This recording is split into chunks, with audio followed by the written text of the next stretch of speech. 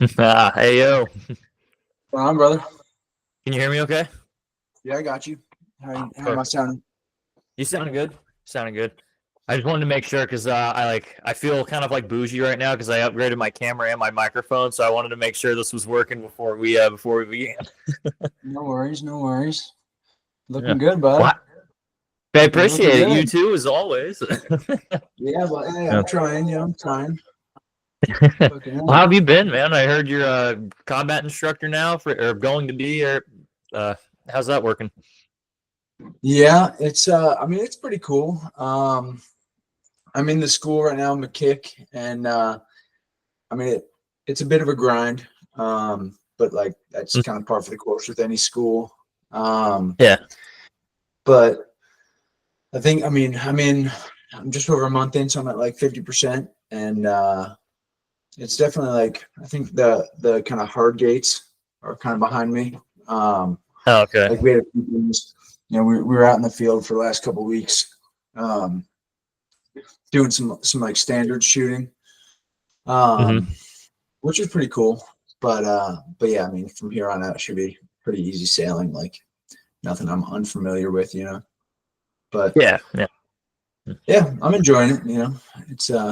It's cool to Mm. I that's like the biggest thing for me with going to different schools is the networking and meeting new people and kind of getting Mm. a feel for different aspects of the core.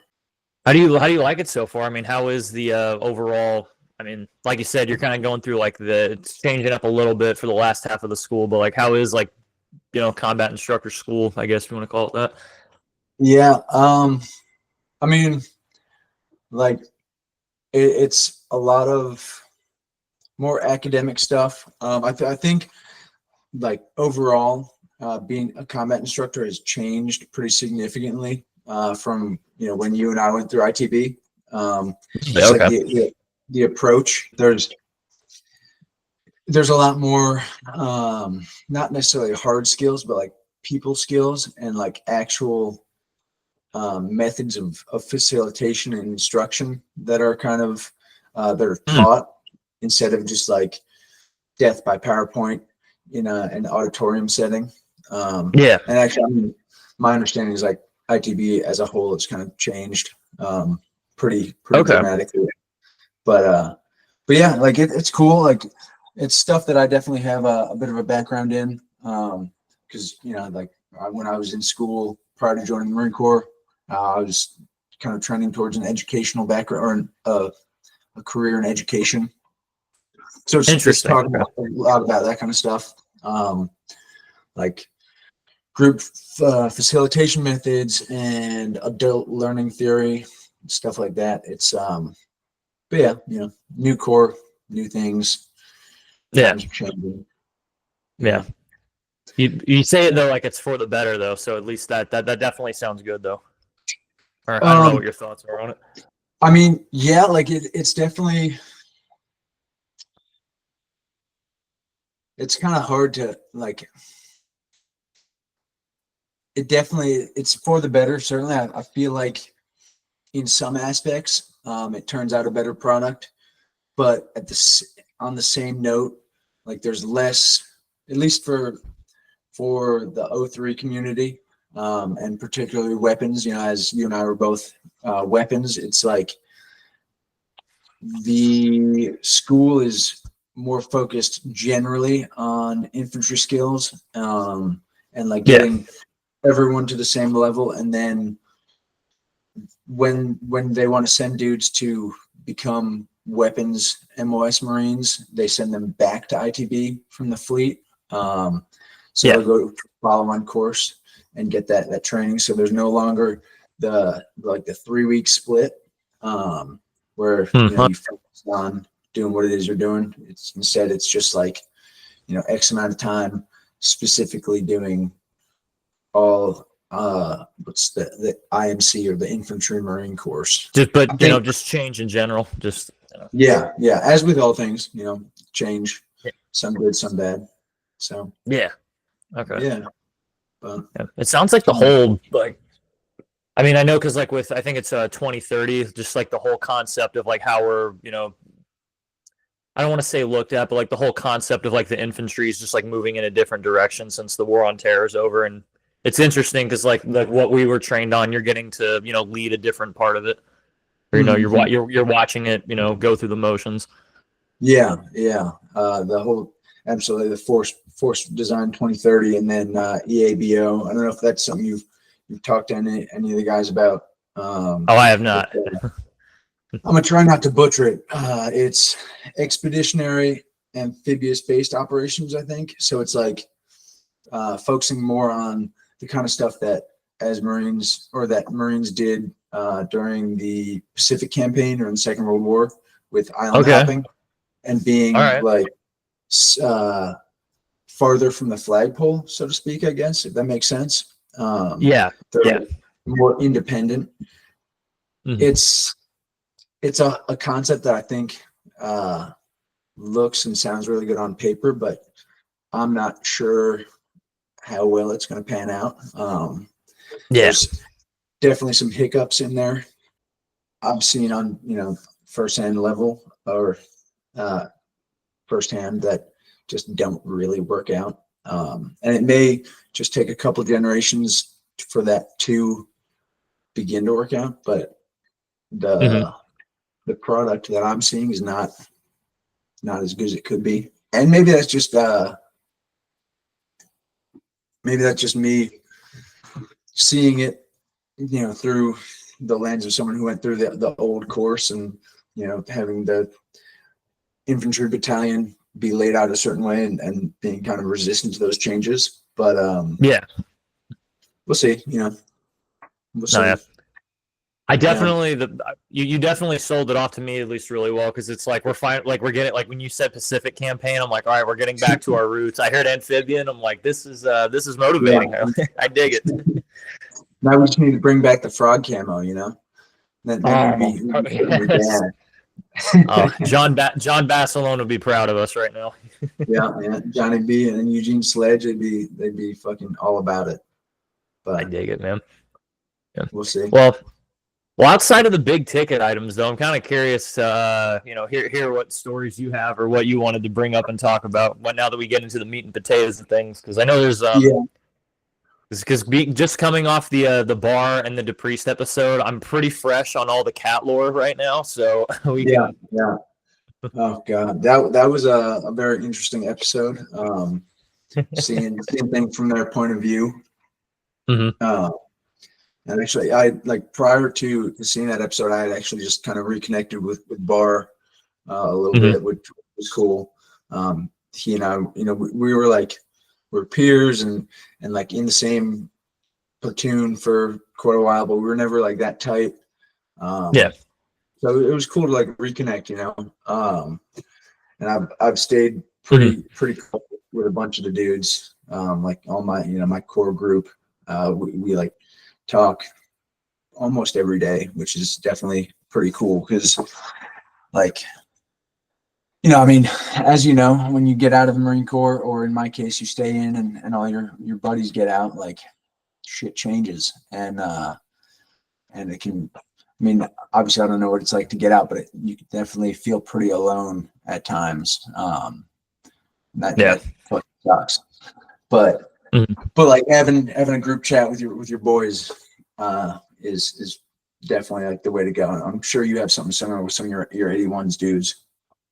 Oh yeah. Um, but it's like some things never change. It's Nope.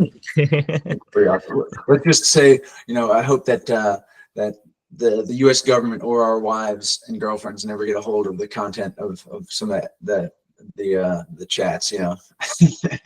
Oh yeah, we would yeah, a lot of I don't even want to say NJPs because I mean I'm thinking we're definitely dealing with some, felonies, warrants being Yeah, issued.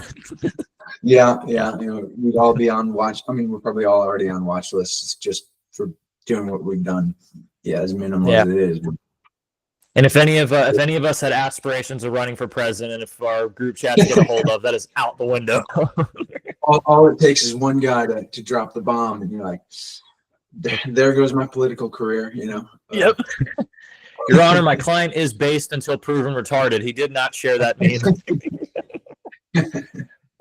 Yeah, pretty on point. But so I mean, I don't know how far back you want to take it.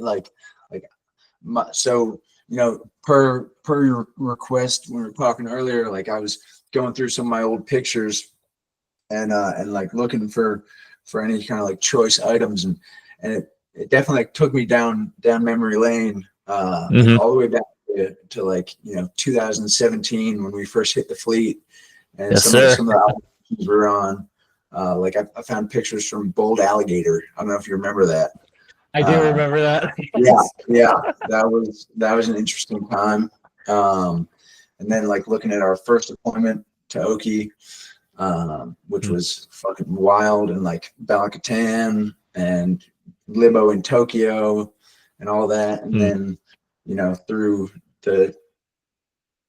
what at the time seemed like a very long workup for the next one, with WTI and all the various field ops that we did in there. Like I was pretty for whatever reason I ended up taking like quite a lot of photos, which I meant to retain. I was pretty happy about that.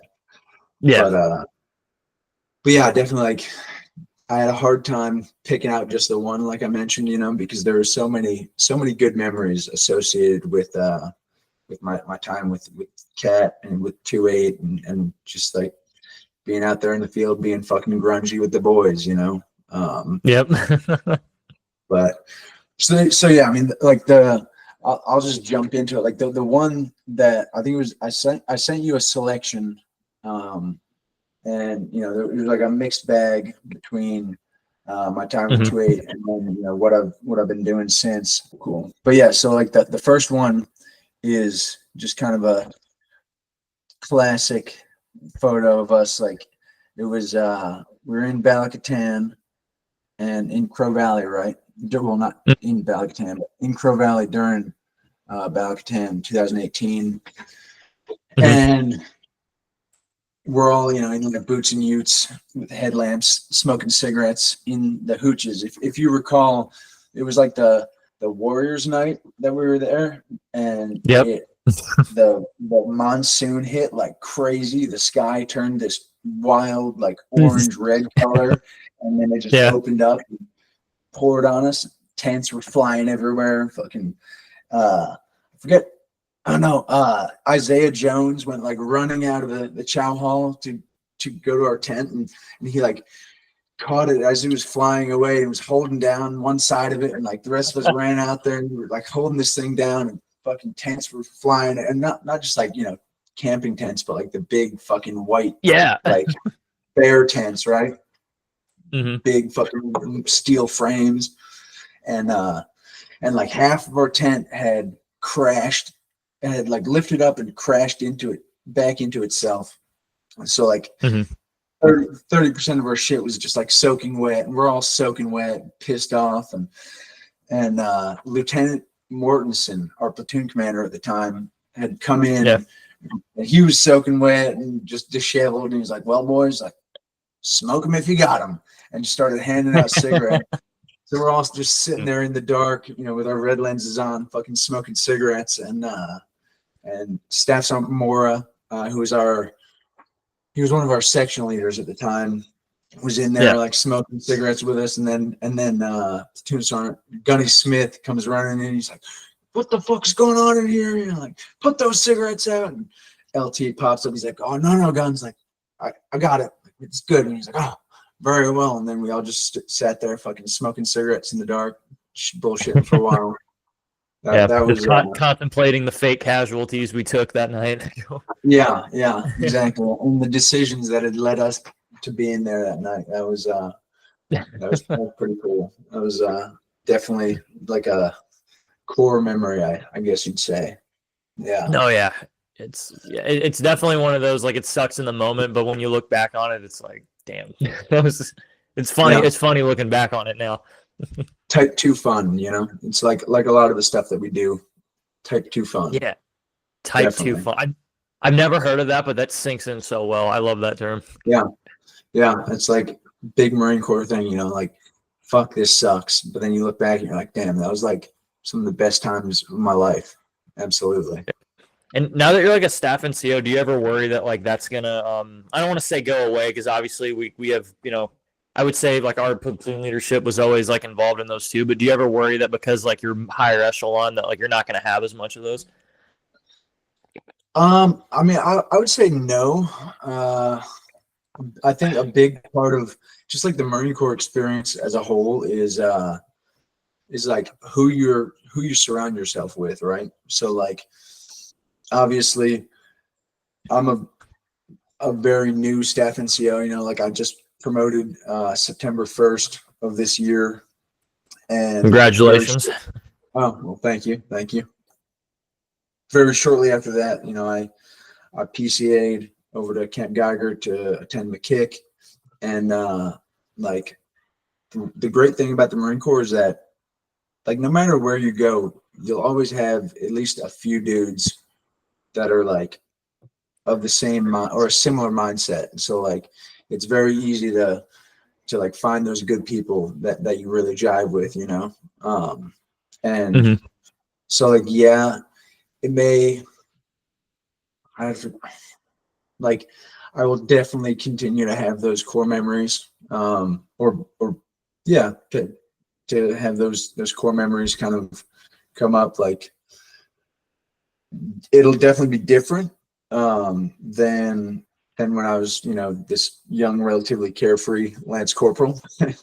but but yeah, like you never stop, you know, building good memories as long as you're with good people. I think that's like the big thing at the end of the day. Definitely. I like that. Now, have you, I know it's only been a couple of months, but have you, you know, drank the Kool-Aid? Like, do you grunge at like hands in the pockets? Do you like, you know, view like, you know, things at different angles? Like you're more concerned about uniforms now, or like, have you noticed a change in your character?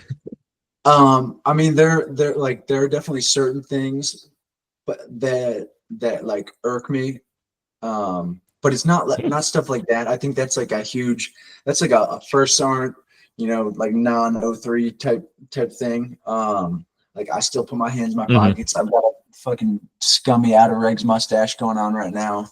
Just, you know, it'll get to the point where it's good, but it's like, you know, I look like a corporal right now, you know, haven't had a haircut in a couple of weeks because I've been out in the field.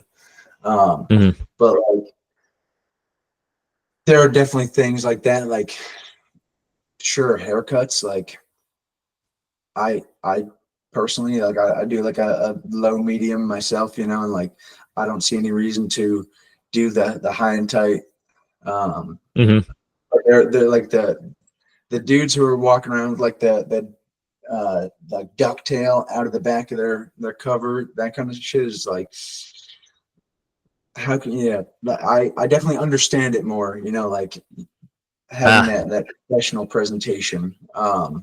More often than not, like, you know, when I'm talking to my dudes, like I'll fuck with guys a little bit about like, you know, not having a fresh shave, just because we're in a garrison setting, you know, like when you're in the field, like I'm all about being grungy and you know, if it's a tactical setting, like shaving doesn't make sense for a variety of reasons, you know, not just because like, oh, we're Marines, it's what we do. Like hygiene reasons and like target indicators and like what's the word I'm looking for here? Footprint man or got him. Yeah, a footprint. Yeah. But yeah, like it's basically like the things that don't make sense in the field. I'm absolutely like that tracks. You know, I wouldn't do it because so to answer your question, I'm gonna try not to fucking stumble over my words and sound like a retard here. But yeah, like if it makes sense, I'm about it. If it's like something stupid, like, oh, you know, your fucking pants has a tear or whatever, like that shit happens. Like I don't give a fuck. Just be a man, be an adult, fix it, whatever. But dudes walking around in like mix and match camis, I think that's stupid. Like not shaving when you're in garrison and you have a fucking mirror and sink in water. Like you said, you signed up for this. You knew what you were getting into.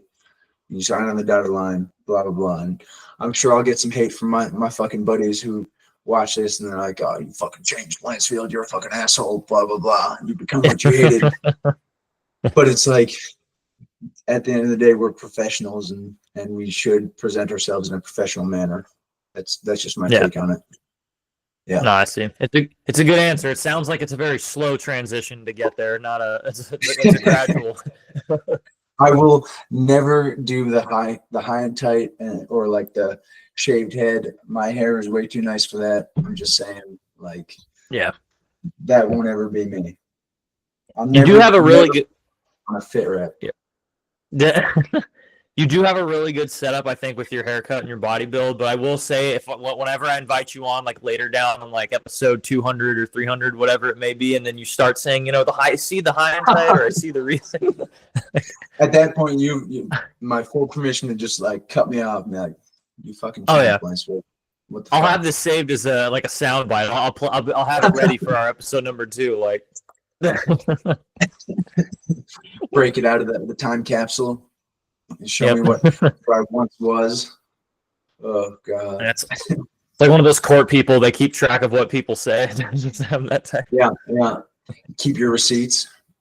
I tried to like be as selective as possible, and got a couple good ones from the first deployment, a couple good ones from the second deployment, and then some stuff after the fact and in between and all that jazz. And it should be relatively sequential. Yeah, there we go. Aidan Blansfield sent a message. All right. Boom. I'm digging all of these too. Yeah, there's some good ones. Yep, I see the first one. Was this the one that you were talking about from Balakatan, I assume? Yeah, there we go. Yep. All the fellas just hating life, miserable little Lance Corporal, as it should be, Yep. Did you do something? Did you cut your wrist, or like what happened to your arm there? Oh no, so I went and got some fresh ink today, and just a little piece of me. And it's I'm gonna warn you, it's a bit of a moto tat. Okay. And it's like there's only so many things in my life that like I want tattooed on my body, right? And this one was, I don't know. I've been thinking about it for a while, and so I just sent it. But yeah, it's let me see if I can get it up there. Oh yes, sir. Yeah. My 31s will understand. I mean, everybody should understand, but it just. Boy, I'm a Mormon. We just have a different gun to get up. So yeah. Got to get that tube up, Yep. No, yeah, I was gonna say because I'm glad the tattoo policy. I'm pretty happy for you guys that it changed when we got out to where they because it's just like you can't have it on the hands and the neck pretty much. Other than that, you're all set. Yeah, it's like you can do a full bodysuit now as long as you don't have anything above the wrist. And I was getting set up to get this thing done today. And I had to double check, make sure it wasn't like a 2-inch restriction on the wrist or anything like that, because I mean they're not going to NJP me or whatever over violation, but I can't like get a face tattoo. So this was a rumor that I heard when I was a junior high school, and I never thought it was true, but it actually is. It does take an act of Congress to reduce staff NCO back to anything below staff sergeant. Wait, so this is confirmed? Oh yeah, like legitimately. Really? Yeah, actually, on that note, you may have seen it in the news recently, but I think I know what you're talking about. Talking about the sergeant major. Yes, sir. I know.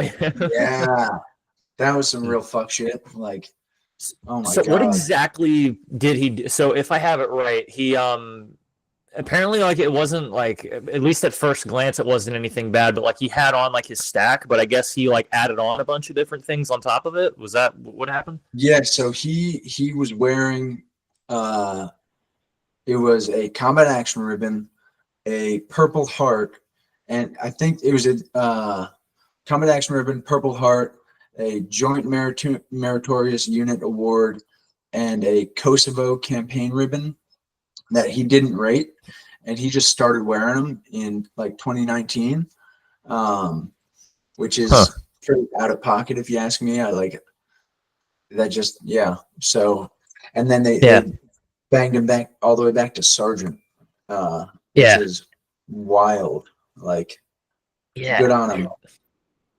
Yeah, I mean, like, I wouldn't like grill that guy, but it's like, what are you doing? But like, how does somebody even realize, like, who did he piss off, or whose fucking Cheerios did he shit in that they're like, you know what, I'm gonna check this guy's MOL. That shit doesn't add up. Like, I mean, that's the only way you're gonna be able to tell, right? Yeah, I never thought about that. Like, how do you verify that or check that out? Like, because obviously, like, if you have like a couple of your lower enlisted that are like, I wonder if he act like maybe they're just curious, but like, how do you actually pull that up and see like, oh, like he doesn't rate any of this? Yeah, he must have like pissed off some S1 clerk, like chewed him out for taking too long. I'm curious to know how they reported that up. Yeah. Yeah. That'd be funny.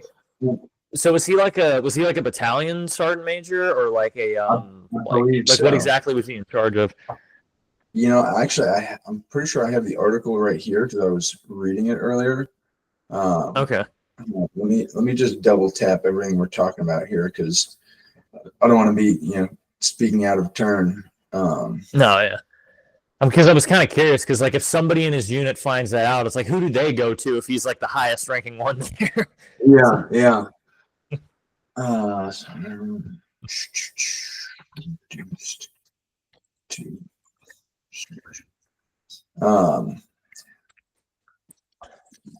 Let's see. So it was obviously taken before a military tribunal. So it was a Purple Heart, Combat Action Ribbon, I had it all right. Fucking Joint Meritorious Award. Oh, and then, oh wow, he had a lot of shit. Okay, so it was the Combat Action Ribbon, Purple Heart, Joint Meritorious Unit Award, North Atlantic Treaty Organization, so NATO Service Medal, Kosovo Campaign Medal, GWAT X, Sea Service Deployment Ribbon with silver and bronze device to denote 7 awards, Navy Marine Corps Overseas Service Ribbon, the Navy Marine Corps Parachutist Insignia. Jesus. So he didn't even rate the GWAT? Yeah, right. Like, God. Talk about overcompensating. I mean, fuck. Like, you should have at least thrown a Raider badge on there, God. Yeah, go all out with it, man. If you're gonna go Stolen Valor on there. Yeah. Just take it full bore, full bore. Yeah. Can you imagine some of those salty staff NCOs when they see him walking around with sergeant rank? how relieving it may be for them to fuck with him. Yeah, no doubt. I mean, he's probably swabbing toilets, like, he's absolutely getting the whole rigmarole. Like, I mean, you think about what we do to a guy who has a DUI, like, and then for an active duty sergeant major to be doing or fucking stealing valor, right? Yeah. I think he got off easy, but still. Fuck that guy. Imagine you go to the fleet, and then since he's looking to, like, still stay in, they send him to your unit. It's like, oh yeah, where'd you come from? Yeah, I was a battalion sergeant major. It's like, you fucking liar. That's like a 40-year-old sergeant. Like, oh god. Yeah. Non-rec for promotion forever. God. I don't know. But anyway, so I'm gonna apologize. I'm not gonna get off the chain like Barr and DePriest did. Towards the end there, they were definitely getting pretty far into their cups, it seemed like. But Yeah, we were. keeps It was a things great entertaining, right? episode, but it was hard to maintain control. But it turned out for the best. Yeah, they definitely took a little high and right, but yeah, Yeah, I'm drinking water, so sorry, you good know. man. Yeah, Hmm. Yeah, gotta doing stay. my. Gotta stay hydrated. Gotta. Oh yeah, absolutely. Yeah, it's weird. Like so I quit drinking like I don't know 6 months ago, and I've become boring, dude. Like a good Friday night is spent in my house with my dogs and my wife, and I'm just hanging Mhm. out. Just Yeah, yeah, I don't know. Old age is catching up to me. It's yeah. Well, that less than happens I when you can get do. in your 30s. So Yeah, I mean, shit, you're not too far behind me, right? Or now you, I'm 20. I'm almost 27. So I'm. oh God, you got all the time in the world, all the time in the Yeah, world. yeah. Yeah, I it's have all some time downhill to once you burn. Yeah, turn 30. Uh, yeah. That's nuts to think. I'm less than an enlistment away from being 30. Like that's. Ugh, I don't like that. yeah. I'm glad to see you're still rocking the high fade or the excuse me medium fade. Yeah, I It's had. back. Yeah, it's. Something. I'm glad it's back. It's also very convenient knowing that like almost my entire adult life, this is what I had being in the Marine Corps. So I know nothing else. So it's like, Hey, there's nothing wrong with it. It works. It works. Absolutely. no. I will say Yeah. I'm definitely looking forward to growing my hair long as fuck. Like Did full Did you flow. ever have it long? Or? Oh yeah. Oh yeah. Actually, I'm gonna embarrass myself a little bit here. But Oh, we're about to see a younger Blansfield. This is yeah. Pay no mind to the look on my face, but that's 16-year-old it's a little Blansfield. okay. It's a little etchy, but I can see it though. Wow, that's Yeah, all right. I had quite the flow. Mm-hmm. God, but Oh, no, it's even before the Marine Corps. I mean, I rocked the fade when I wasn't a 16-year-old idiot. It's just the way of things, I guess. You yeah. know, yeah. Can I confirm this? Just because like this is one thing about being out is we knowledge dump so much stuff. Can you have parts like as part of like the haircut and regs or no? I mean, like you can absolutely part your hair. Like I part my hair. I don't know about the hard part. Is that what you're asking about? Yeah, like just Like something where? like this. Like Oh yeah, no, mm, like that's totally fine. I do the same thing. Like I part it. I fucking okay. pomade it, all that jazz, just to keep it Yeah. like looking good. But Yeah. but yeah, I think I don't think the hard part is good to go. But I could be mistaken. I don't like read regulations and shit. I just most of Yeah. the stuff I Not yet, do at is least. word of mouth. Yeah, not yet. Give it a couple of years, right? Yep. What's the God. difference between the part and then a hard part? Is that So now I gotta pull this up. hard part is like shaved in, and then just Mm. the regular part you just do it with like a comb, right?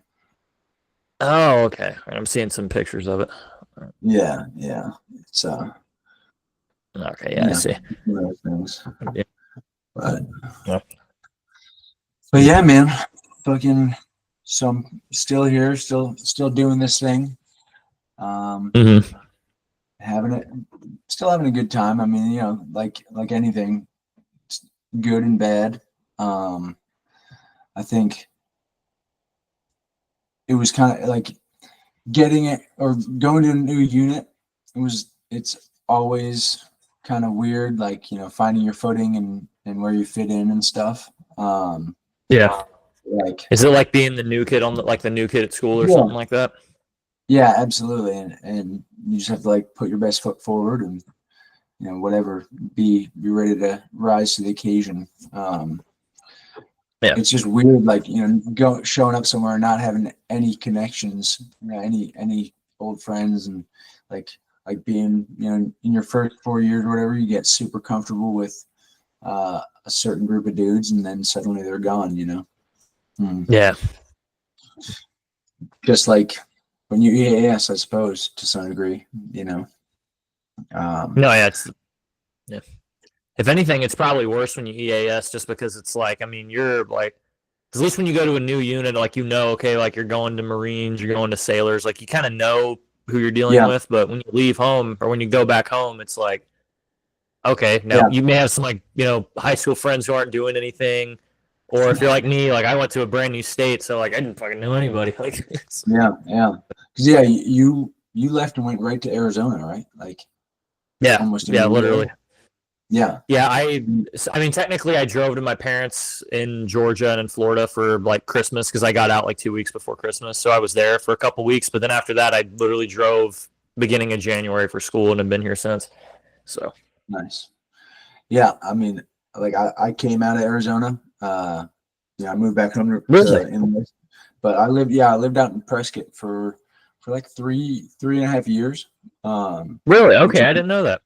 yeah, if you haven't been up there, you absolutely should. I'm sure it's changed. It's been like 8 years since I've been back, but it was Hmm. beautiful. It's like that perfect kind of midway point between Phoenix and Flagstaff. Hmm. And it's only like, I don't know, an hour from Sedona, and so that's pretty gorgeous. But it's like you could drive 30 minutes and be in the desert, or 30 minutes and be in the mountains, and Yeah. pretty ideal. Like a super tiny little hippie town. I was going to Hmm. school up there, and Yeah. yeah, it was awesome. Hold on, sorry, I'm trying to mess with my screen here because No, you're looks good, like killer. yeah. All right, there we go. But yeah, beautiful. Like I for a while there, during my first enlistment, when I was pretty heavily thinking about getting out, I was like, that was my plan, was to go back to Arizona. Just because I Hmm. liked it so much, like the politics, the setting, like everything really drive my ideals. And Yeah. but now still in North Carolina, so that's the way of things, right? But No, yeah. I mean, it's definitely a good state to go back to, especially like if I had to redo it, I probably would go further up north given the situation because like northern Arizona, it's yeah, like Arizona, like it's its own country, but like northern Arizona and southern Arizona, like they're two different like yeah, segments of the yeah, country almost. absolutely, absolutely. I mean, similar to North Carolina, because you go north and get the mountains, and it's like beautiful landscapes, and then you go south and you're in the flatlands, and not necessarily the coast in Arizona, obviously, but the coast here, and it's just like cities Hmm. and fucking cesspits like Jacksonville or Cesspits. uh, Yes. or Phoenix, like concrete Yeah. Yeah. gridlock. Hmm. Yeah. Perfect description, by the way. Very spot on. I do what I can. It would behoove you.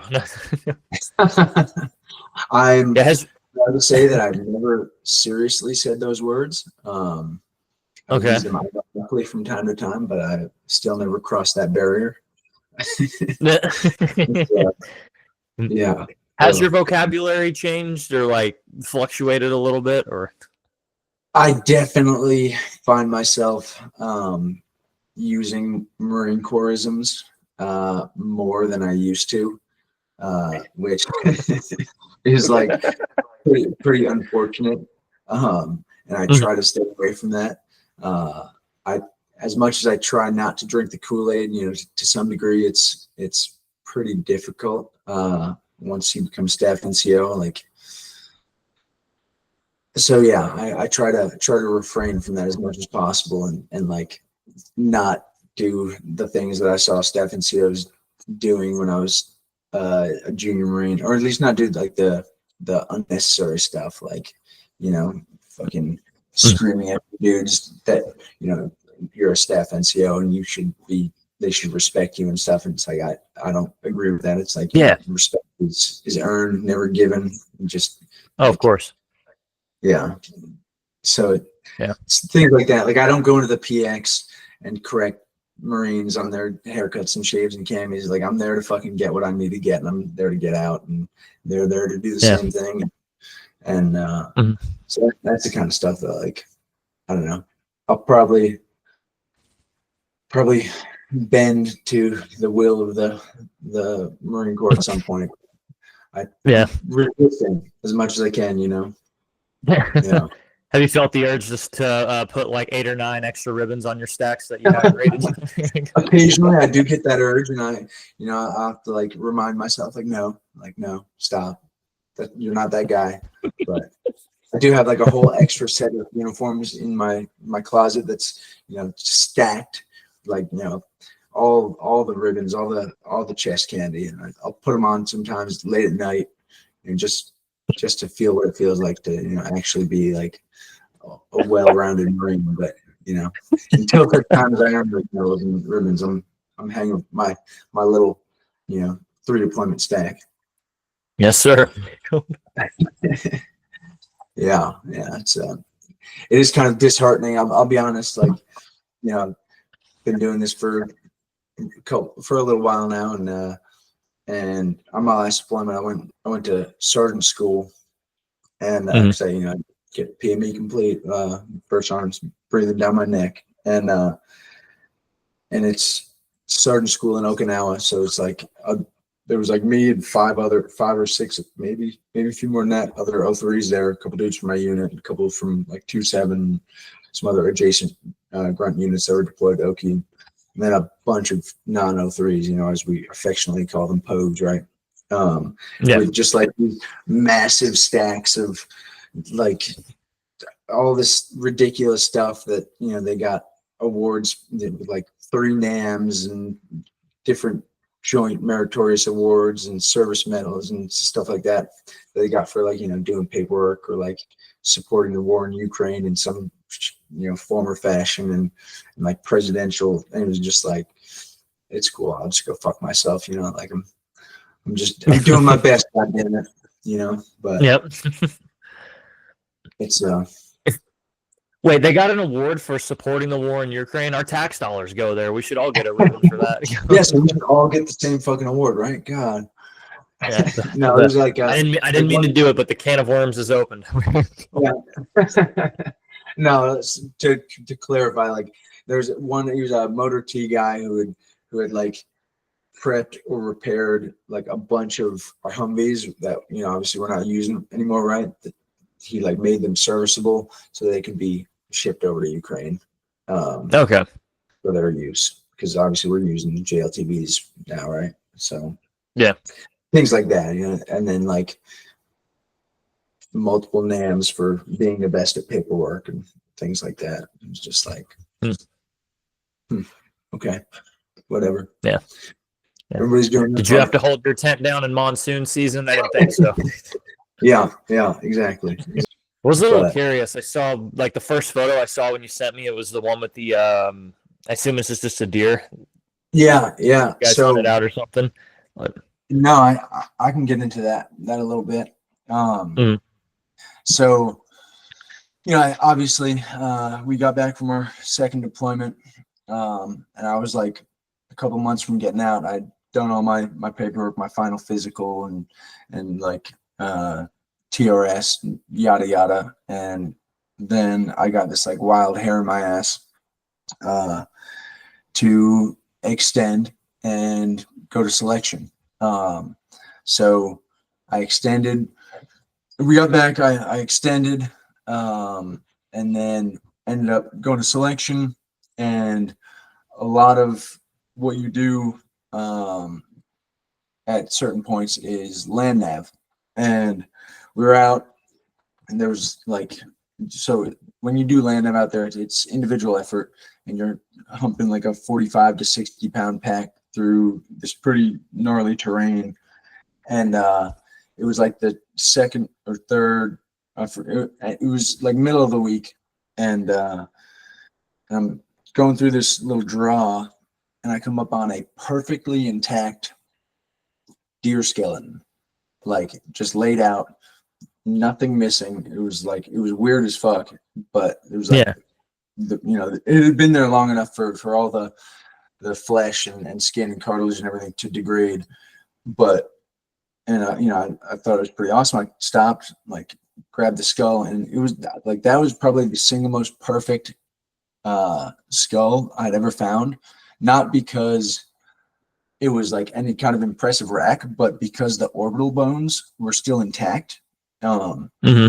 And because they're so fragile, like typically those on an older skull are like the first to go, right? Like you have, rodents out there that are chewing on deer bones and antlers and stuff for the calcium, but the orbital bones are perfectly intact. So I picked it up and I strapped it to the back of my pack, and I kept going. I kept hiking, and I'm just like moving through the woods with this thing strapped to the back of my pack, and I get to my final point and walk up to the instructor and like do the whole thing. And he's like, all right, like, go ahead, get in the van. Like, you're good, whatever. He didn't say that. And it's like very scripted, but I go to walk past him and he's like, he kind of turns and he's like, hey, candidate. I'm like, yes, instructor. And he's like, what the fuck is strapped to the back of your pack? And I was like, okay. I was like, oh, well, sir, like this is, I found this. I was walking through the woods. It was too perfect to pass it up. And he like totally, he won't get in trouble with this because I'm not going to say his name, but he like totally broke character, which is like absolutely, I mean, everything that they say, all interactions that you have with your instructors at that point is like very scripted. Like they're not allowed to speak to you beyond certain things. Like totally like broke character and was like, dude, that is fucking sick. Like that's the coolest that's the coolest thing I've ever seen a candidate like pick up out here. Like what the fuck? And he like snapped a picture of it, and he's like, all right, like cool, like, I'll hold on to it for you. I was like, okay, yeah, I'm never gonna see this thing again. Get in the van. Oh no, so he let me keep it for the time being. And got in the back of the van. We pull back up to like our bivouac area, and another one of the instructors who was like kind of the head motherfucker in charge, right? Like opens the back of the van, which never happens, and I'm like, oh fuck, like did I just like fuck myself here? And he's like staring at me. He's like, candidate, this is not a geocaching event. And I was like, good to go, sir. He's like holds out his hand for it. So like I'd secured it to my pack with my glow strap, right? So it was just lashed down there pretty loosely, but I pulled it off and I gave it to him. And then continued through the rest of the selection, like shit in my pants, because I think like at any point they're like, yeah, Blansfield or roster number 008, like get over here. And that didn't happen, but I didn't see the deer skull again. It was never brought up. Whatever. Finished selection, like at that point, their demeanor totally changes with the instructors. Like they're like actually able to talk to you as a person. They're very cordial, whatever. And I was like, hey, like whatever happened to that deer skull? And he was like, oh, that? And I was like, yeah. And he's like, it's in my office. And I was like, motherfucker. He's like, yeah. He's like, you know what? Like, I'll tell you what, if you come back here in 6 years as an instructor, like you can have it. And I was like, I mean, could I get a picture with it now? I mean, it's like the most beautiful skull I've ever found out here. He's like, yeah. So he took a picture of it for me, or took a picture of me with it for me. And then he let me like sign it with my initials and class number and roster number. And as far as I'm aware, it's still up there at the selection like office. Okay. But I'm not going to get my hands on it. So yeah. Okay. Well, thankfully, we may have the Boogaloo pop off like in the next 4 or 5 days. So, I mean, we could, hey, like side mission, hunting raid. You never know. I'm down to do it. I hate to do this, but I got to piss like a racehorse. Can we take like a 2-minute break? Yeah, of course. Go ahead. Perfect timing. Look at that. Yes. But yeah, so my water bottle's full. Your bladder's empty. Continue the story. Bladder's empty. Glass is full. I'm ready to go. But yeah, so that was that picture. I thought that was like worth mentioning. I don't know. Maybe not. Get a kick out of it. Fucking, it is what it is, man. Yeah. I like it. That's a good story. Yeah, I thought so. Yeah. Are you? This is unrelated to anything, but are you 5 point. on the Zyn train? Am I on the what? The Zyn train? Oh, Are no, you I like, have not tried Zyn? Zyns yet, but I am I'm like a very avid supporter. Do you I think still dip? it's good for our generation. Do you still dip, or do you give that up after the Marine Corps? Never dipped actually. Didn't do Really? it You when I was never in. did? Haven't dipped. No, Oh, no, man. very, very, very clean. You're a better man for it. Ah, sure, try to. I do try to keep my vices pretty minimal. I've got the caffeine and the nicotine, and that keeps me going, you know. But No, yeah. I will say, I have been getting a lot more into coffee recently, so I guess that, not clean for the nicotine part, but big, starting to get like big. So I'm not gay. I just want to preface this before I say this, but I'm a very big pumpkin spice connoisseur, so that's I like was got gonna me into say you're a coffee. pumpkin spice slut, aren't you? Yes, sir. Uh, do you think white women go crazy for it? Wait until you get me rolling on that subject. I love Oh, pumpkin God. spice. I will admit, while I do drink my coffee black 99% of the time, I do occasionally enjoy a pumpkin spice latte. It just tastes good, but what can you do, you know? Yeah, nothing wrong with it.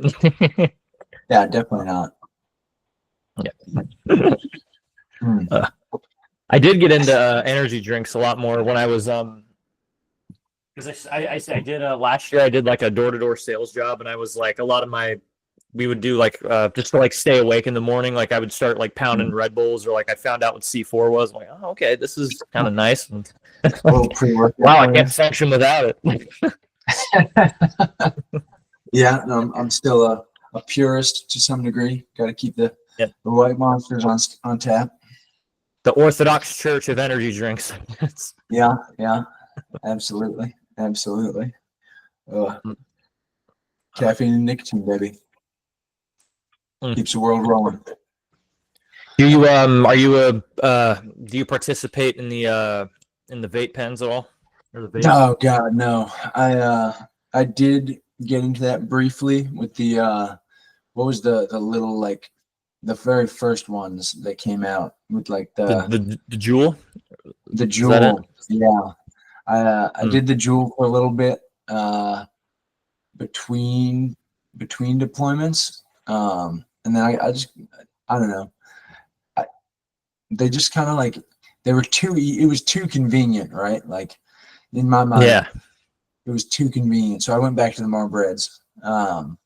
And then fucking went hard on the Marbreds for a while, quit them for a while, went back to them, and then started zinning and quit those actually as a New Year's resolution. I quit. I've had like a cigarette here and there, you know, just like whatever, when I was drinking, have one, or, you know, whatever the case may be. But it's been like 2 years, I think 2 years since I had a cigarette. Okay, nice. Like that. My lungs definitely appreciate it. Yeah, like, it's just, I don't know, now like, I used to enjoy the smell of cigarettes. Now it's just kind of fucking gross. But I'd rather see somebody smoking a Marlboro in the field than sucking on a vape. I think that shit's fucking retarded. Walking around like they're gigantic fucking light up vapes and shit, and like, I don't know. I think it's all bogus, but no, yeah. This is like the first sign of us like being old. It's like this is the first real piece of change that we're just not like okay with. Yeah, like, bro, God blessed us with Newport 100s. You're gonna smoke this little thing? It's like, dude. Yeah, have some fucking balls. Smoke a Marlboro, dude. As Gunny B, our platoon sergeant, he called it. He infamously nicknamed it the douche flute. I thought that was hilarious. Yeah, I like that, absolutely. But yeah, just people like blowing the massive clouds, and you're just like, what? Get a fucking life, dude. Jesus Christ. Yeah, Just my opinion, but black coffee and Marbreds, Mm, that's there we the go. only way. Or I guess nowadays White Monster and Zins, but Yep. Or pumpkin spice, never. pumpkin spice and a light cigarette, Yes. maybe a Virginia Slim. God, yeah, it is wild. Like, speaking of being old, right? Just Yeah. seeing this next generation of kids coming into the Marine Corps, like, I don't know, they all look like they're fucking 12. Like, Mm. they come out of boot camp and they're like a $120 soaking wet and can't hump a 50, and just like disheartening.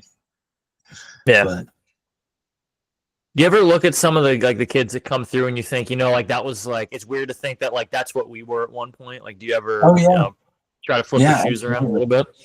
with the fucking high and tight or whatever, the war hawk, and like no situational awareness or sense of self, and they're just like they're just there, man.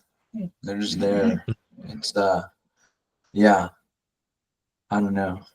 I like to think I was never that dumb, but I probably was. I mean, I definitely was. Like, I was very lucky to make it through my first enlistment with no NJPs, because there was definitely some stuff they could have fucking banged me hard for. Yeah, killing from someone with cat. Yeah, you definitely are pretty lucky. Yeah, we got hit hard for a while there after the first deployment. Like, I think if I recall, it was fucking what was his name? First Sergeant Chitwood, I want to say. Yep. He had said that weapons was like, or cat specifically, was like a hazing culture or some shit. But I mean, like, you look at our seniors and that was all we knew, like Yeah. PT consisted of boots and utes with a log or a tire on our backs. And if we were lucky, we'd do like a flak run. But yeah, I mean, similar to the thread that Bar went down, like, our seniors, very few and far between were actually like good at fucking infantry stuff, but they made us fucking hard. And like you saying, you can be hard, you can be smart. It's better with both, but yeah, they definitely made us hard. Yeah. And I think if you ask anybody else that was in the platoon, they will confirm that they made us fucking hard. Even though I would have let some of them die in a fire. Just that was just my relationship with them. Yep. Yeah, we're definitely harder for it. And we expect. Maybe it sounds like I want to make my sounds like you want to make your junior guys smarter then, so they don't do that to you then. Jeez. I mean, I definitely. Yeah, I mean, so like, for instance, when I got to my most recent unit, right? Like, after 2-8, I was over on Stone Bay for a while, and then I went over to 2-2, which is literally right next door to 2-8. They're in the old 3-8 barracks there, and Okay. And like, I did try to instill, like, the manhood aspect, but with a few exceptions, there are some pretty fucking dumb kids over there. But I mean, they're just being boots. But I always did try to instill, like,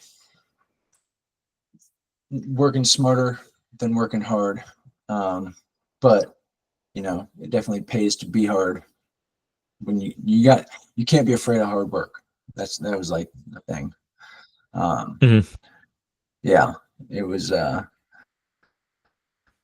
They had some trials sometimes when I first showed up there, because I had very different ideals. It was just Sergeant Blansfield, very different Marine than Lance Corporal Blansfield, because I actually had some of the dudes that were my juniors after the MEU, when I was was it after the MEU? Yeah, it was. No, because I got promoted to corporal on the MEU, it was some of my junior Marines. I'm getting all fucked up with my timeline, but we had some Now, dudes. piece that were it at together 2-8. the best way you can. Yeah, we had some dudes that were at 2-8 when I was over there that got PCA'd over to 2-2 and remembered me, and remembered a very different Marine, just with my leadership and we'll call it training methods. Yeah. Yeah. Yeah. I wonder what that could secretly stand for. Yeah. I have no idea what you're talking about. Can't confirm or deny, but they, I mean, We'll just call it we'll call it a different name. We'll call it phrasing. We'll call it a rhymes with amazing. How about that? yeah, yes. Perfect. Couldn't have said it better myself. Yeah, yeah. But yeah, I mean, and those dudes all were phenomenal Marines. Nothing but good things to say about pretty much every single one of them that was over at 2-2 when I got there. Yeah. Even the ones that ended up being in my cat platoon over there. The ones that were in the line remember me, and they're pretty good dudes. I think a bunch of them are still in. Some just had like, X amount of time left on their contract and weren't going to make the next deployment, so they chopped over. But there's like a handful that had re-enlisted or extended, and were able to make our deployment and then PCA to other units, and they're still doing good stuff. But yeah, that was cool. Like some dudes that I completely fucking data dumped having ever met or trained, and it was like, okay, cool. Seeing them, having gone on their own first deployments and developed as leaders and fucking Marines and in some cases NCOs. Yeah, I like that.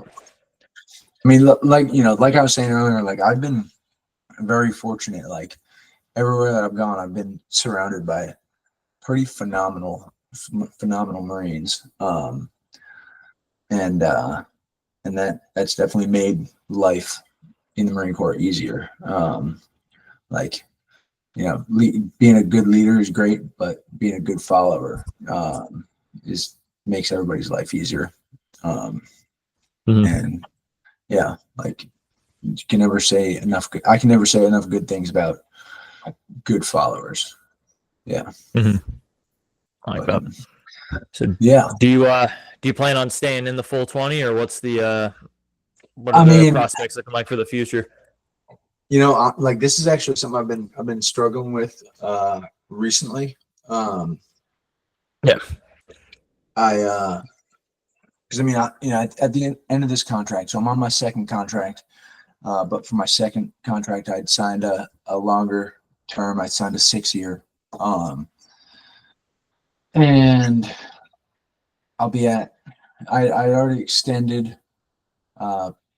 Post that MEU, I extended for like a total of nine months or something like that, and then re-enlisted after that. So, and then I extended again in order to accept these orders to McKick. So I'll be at like 12 years at that point with only 2 real enlistments under me. Okay. And honestly, it's true what they say about once you hit a certain point, like you should really consider staying in.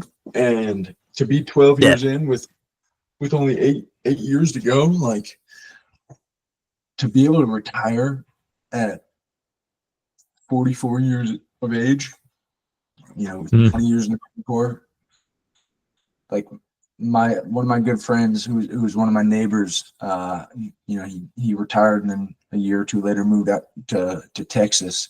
He came back into town and I was talking to him, and he makes an inordinate amount of money just to wake up, between his VA and his retirement package. Like he makes a phenomenal amount of money to the point where he can just he works a job fucking restoring classic cars, and he works part-time and just does that like when he wants to, essentially, and makes even more money.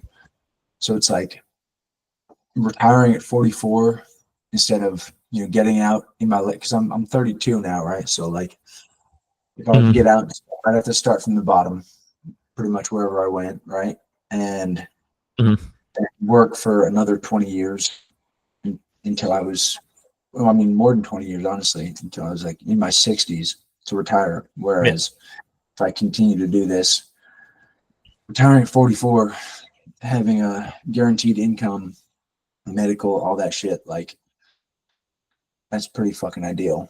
Yeah. And Yeah, just kind of hard to turn a blind eye to that. Yeah. So like, they say like joining the military is hitting the easy button on life, which can absolutely be the case in some or to some degree. Because like obviously it's not easy while you're in it, but like you stick around long enough, and there's more bullshit. There's always gonna be bullshit, but it's different bullshit, You're not gonna be the dude out there in the field fucking digging a fighting hole and then sitting in 6 inches of fucking muddy water for a week necessarily. And there's a ton of opportunities, and if you do your time well and fucking network and save money and set up your whatever, your TSP or whatever the case may be, you can absolutely set yourself up for success. Not saying you can't do that, just in 4 years, like you could get out and use your VA benefits and really like do well, and do something you enjoy. But like, to be honest, I do enjoy this. And maybe it's just like I'm a product of my circumstance. But like being surrounded by good fucking dudes, and like just having, a good time a lot of the time. Like there's always gonna be bullshit. If you're in the Marine Corps, you're out of the Marine Corps. And this is like this is bullshit that I've become used to, right? So it's significantly more tolerable, and it definitely helps that I have a phenomenal support system at home. My wife Heather, we've been married for 5 years, so over half my time in the Marine Corps so far, and she holds it down, when I'm out in the field or I'm deployed, whatever the case may be. And so it's like that makes things significantly easier. Having somebody who's willing and able to do that for you is pretty phenomenal. Because like doing anything by yourself kind of gets old. Especially doing this job, and you and I can both speak on that, like going home to a fucking shitty barracks room at the end of the day is not it. As much fun as it is to just be surrounded by your boys all the time, and your best friend's like a fucking 5 foot walk down the hall. Having a little piece of peace, right, is pretty fucking ideal. Being able to go home and like escape it. Yeah. Like, as difficult as it can be at times to leave work at work, especially when you're in charge of a group of autists, like it's like if you can leave work at work when possible, like it's fucking fantastic. And that's all I have to say on that. Okay. No. A lot to cover. Yeah. So what was I going to say with that? Because you said like you were sitting on the fence about it, but it's like what ultimately like does make you want to leave though, or like because you did mention like it does sound like a pretty good kicker, but if there's part of you that wants to leave, like what makes you want to? Yeah, just the freedoms, like the freedoms that you ultimately sign away, when you do sign on that dotted line, so to speak. Like I've missed quite a bit in the relatively short time, in the scheme of things that I've been in the Marine Corps. Like fucking on our MEU together, like, we deployed, or we had a ship op in like October, and I was trying to get married. Well, no, I'd gotten married, but I was going to have a wedding, and it just happened to be that we had made our plans and this and that, and then the ship op came up, and we had to cancel all that. Missed, innumerable birthdays and holidays. I recently, because of the school that I'm in right now with the workload and everything and schedule, like I missed a really good friend's wedding, another really good friend's funeral, like just all kinds of things. It's the little things, not being able to set your own schedule, which obviously you won't necessarily be able to do on the outside, but having the freedom to do that and like be able to do what you want when you want, grow your hair out, not shave every day, fucking travel out of country or even out of state without like submitting an ORM and fucking, like jumping through all these hoops. Like for instance, right, in the civilian world, like nobody cares. Like, I mean, obviously people care and it's not a good look to get a DUI, but like your job isn't going to be like, oh, you got a DUI, we're going to reduce your pay, and now you have to stay in this shitty fucking barracks room for 45 days and go check in with another grown man every 2 hours. It's just like, oh, you got a shitty weekend, that sucks. Whereas in the Marine Corps, it's like, you got a DUI, holy shit. Like, the world's fucking cool, right? Yeah. And then you get to go get yelled at by another slightly older grown man who just has been doing this longer, and fucking it just fucks up everybody's day. Yeah. Like, well, depending on how good you are at your job, I mean, you could get yelled at by other older grown men who've been doing this for yeah, exactly. So it's like the little things, but at the end of the day, in my mind anyways, like the cost or the benefits outweigh the cost, especially if you enjoy what you're doing, and I really do, for the most part, enjoy this shit. Like, the not so fun stuff aside, like it's a good fucking time, man. I like, there's certain jobs I would never want to do. Like, obviously I'm getting ready to stand in SDA for the next 3 years, but like doing the job that DePriest is doing right now, I could never fucking do that. Like, being a recruiter, no, thank you. Not my forte whatsoever. I would not want to do that. Whereas taking a bunch of, freshly minted Marines and teaching them my craft, all about it. Having that impact on the next generation, absolutely. Being a drill instructor, no thank you. Not for me. Already know. Not going to do it. We're going to do what I have to do to not do it. Simply because like that is not my forte in the slightest. Yeah. I don't know. Is that something you ever thought about? Like, when you got out, were you like, this is like, you had a pretty good plan, obviously. You were going to college right off the bat and you executed that immediately. But did you ever have second thoughts? Like I know for myself and all my boys, like, obviously, like I said earlier, we talk all the time, and quite a few of them have considered or attempted to get back in, either the Marine Corps or other units, simply because they miss what it is that the Marine Corps offers. Did you ever have anything like that? I will say, in terms of like, I mean, I think everybody does have second thoughts about going back in, like, to the Marine Corps, just because it's like the Marine Corps, like, you're a Marine 24/7, that whole mantra, it's true. And that, just as much as anyone else is. So it's like, I will give the Marine Corps credit. I think, they do a really good job of like giving what the human soul needs, and that's like purpose and something to do 24/7. But like, when I got out, and like I think I can speak on this a lot just because I suffered this really hard. Like I went to, so like I'm from Florida, so I have no one here in Arizona. And then keep in mind when we all started getting out, it was COVID time. So Yeah. everything was still kind of like shut down.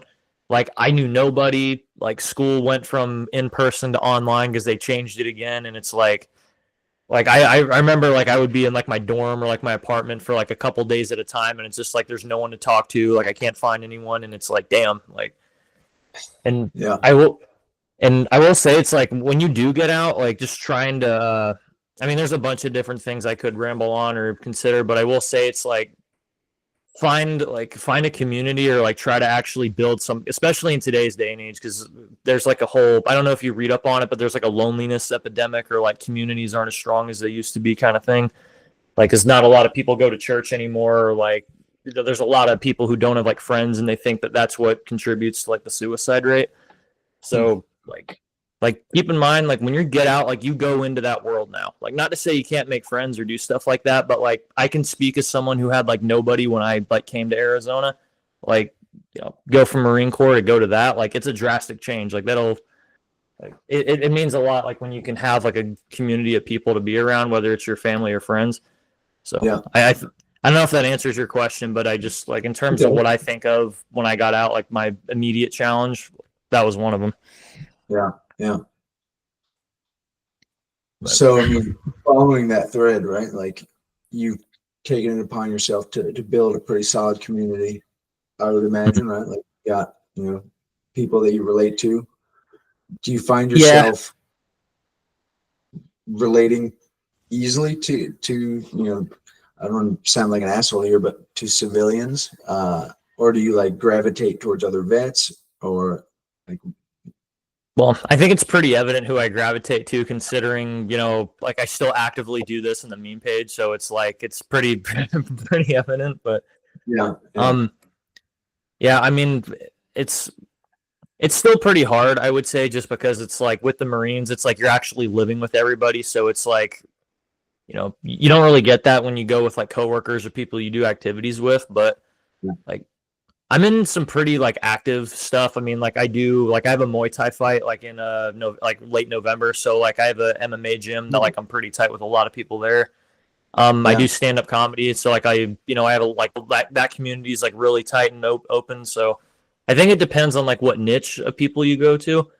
I know a lot of like diehard Christians will talk about it too, but like if you go to a church, that'll obviously provide some. I'm not a church goer, so I can't not testify at on all. that, but Yeah, yeah.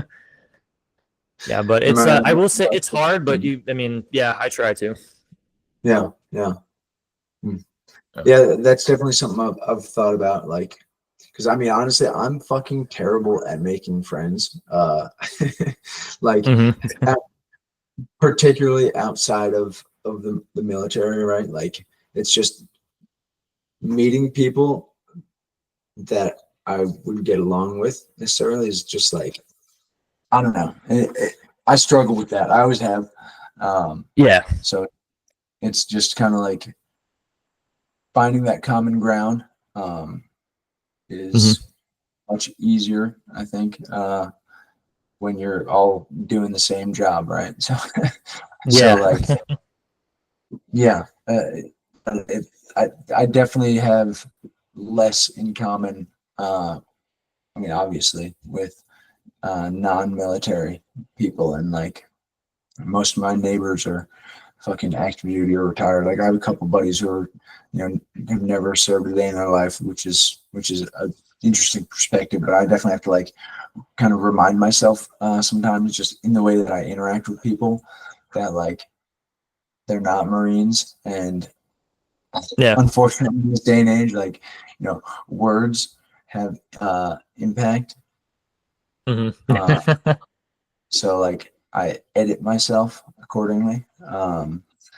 Because Yeah. I'm sure, as you know, like we say some of the most just outrageous shit Yeah. off the Well, cuff to one another. yeah. Well, we're very blunt people, so it's Yeah, that kind of comes yeah. with it. Hmm. Hmm. And that's one thing I've kind of I don't want to say, well, I guess I could say changed my mind on, because like I did struggle a little bit trying to make friends, and like I hear the same thing from like it's pretty common, like a lot of us talk about that, like we can't really relate to civilians or something like that. But I remember talking with Yoni, the guy from he was the last episode I did. He was saying that he had a quote that I think resonates, but it's like Marines, like the Marine Corps is really good at making war fighters, but not at making civilians. And I think that's like really true, because like our social skills and like the way that we're taught to like, interact as Marines, it doesn't fit well in the civilian world. And that's not the Marine Corps' fault, but like, like, and this is one thing I would say that I learned from like doing sales jobs, being out, or I would recommend to anyone listening, just study up on human nature and like, how to, like, literally there's a book of like that Dale Carnegie wrote called How to Win Friends and Influence People. Like it talks about like the most basic human stuff, but it's so true. It's like it's, I guess it just goes back to like the change thing. Like, people may be offended by like us being blunt, or like, somebody being too open with words or something like that, but like don't hate that. Like that's just human nature. You just got to learn to work with it. Yeah. I mean, like I definitely I have zero problem like relating to people and like being friendly or whatever, whatever attitude suits the occasion. But I have a hard time like making genuine connection with people, if that makes sense. Yeah.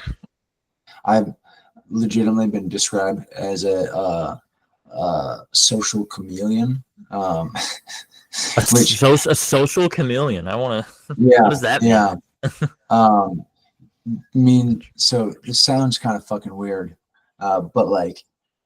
And I don't mean that in a bad way. I'm very intrigued by this. This sounds like this could be a unique title. I'm kind of thinking how to say this without sounding like a fucking asshole, but it's like because I feel like I'm a pretty upfront and open person, like generally. But yeah, I like change the way I act and my demeanor and behavior according to the group of people I'm with. Which on the face doesn't sound great, right? Like, like, oh fuck, that guy's two faces, fuck. But it's like little things. So like I can fit into most groups in some way, shape, or form. But and it was weird. Like I never thought about it like that until this psychologist told me that. And they're like, yeah, you're kind of like a social chameleon. And I was like, I don't know if I should be offended or fucking intrigued or what, but who was your psychologist? Was it Barr or like? Yeah. Well, he didn't prescribe me psilocybin, so probably not Barr, but. Okay.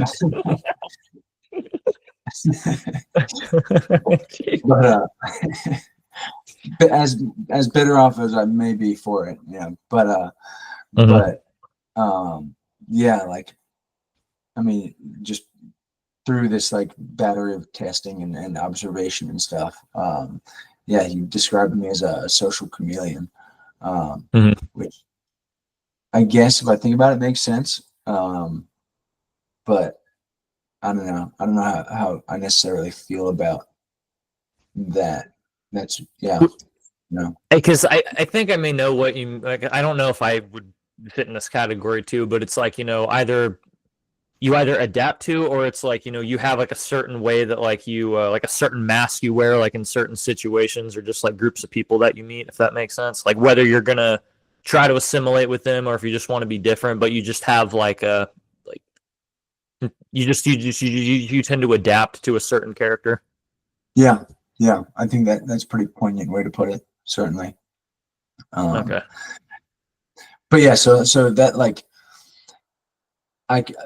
you said, I can adapt to pretty much any social situation. But like the genuine connection thing is like I don't know. I find myself being pretty selective with the people that I want to like continuously surround myself with. Yeah. As difficult as that may be sometimes in the Marine Corps, you have to like make do with less.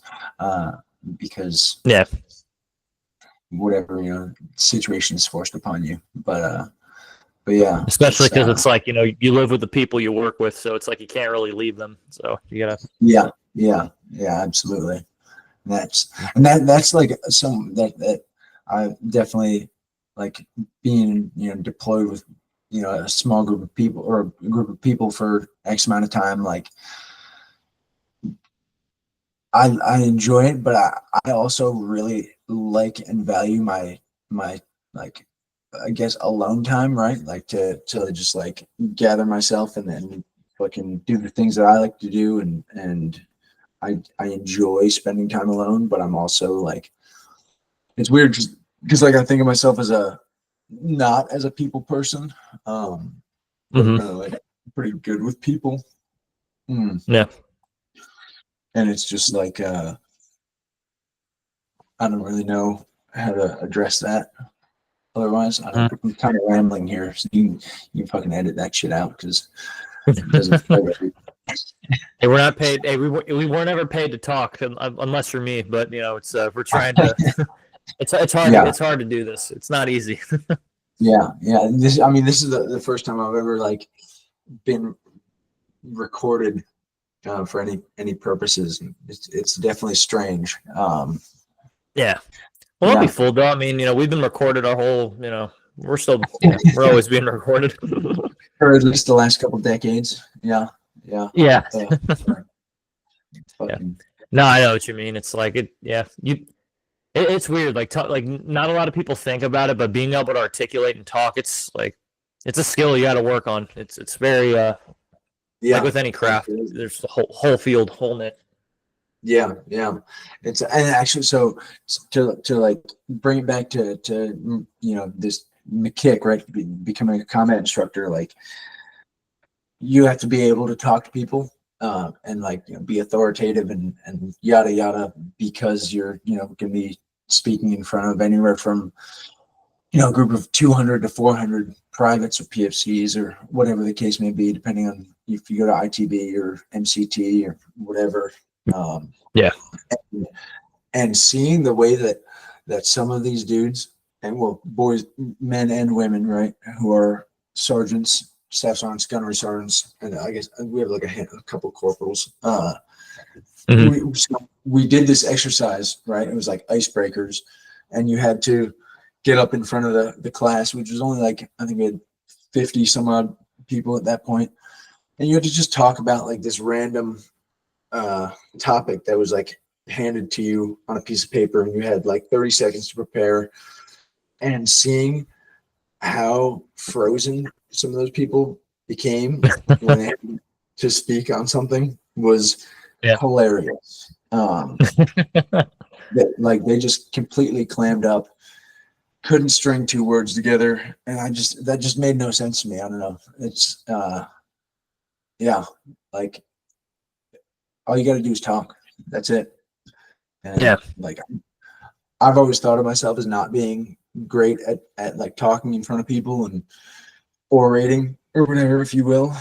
But like it's wild how fucking just completely off guard something that you have even a very short amount of time to prepare for Mhm. will catch some of these people. Like for instance, like we had this dude trying to he had to talk about burpees, so you had to get up there and talk for 2 minutes.